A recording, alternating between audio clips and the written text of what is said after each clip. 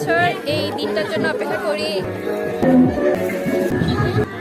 প্রতি বছর এই দিনটার জন্য অপেক্ষা করি। এই যে আমাদের বৈশুর আজকে হাড়ি বৈশু বলে এটাকে। আমরা এখানে সবাই মিলে, সব বন্ধু বান্ধব, আমাদের সব আত্মীয় স্বজন, সব ত্রিপুরারা মিলে এখানে আমরা ফুল সাথে আসি।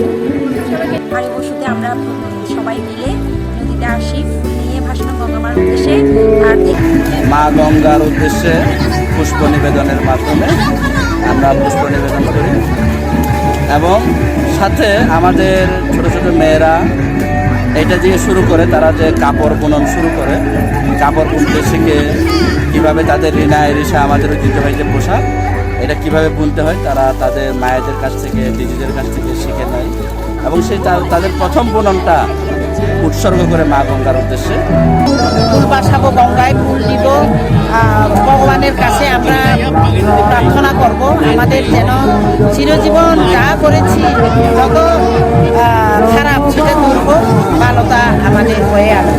ফুল দিয়ে প্রণাম করে আমাদের পুরনো বছরের যা কিছু আছে সব কিছু দিয়ে মুছে যাওয়ার জন্য আজকে আমরা গঙ্গা মাকে প্রণাম করে আমরা ফুল দিয়ে আমাদের বৈশাখ উদযাপন প্রথম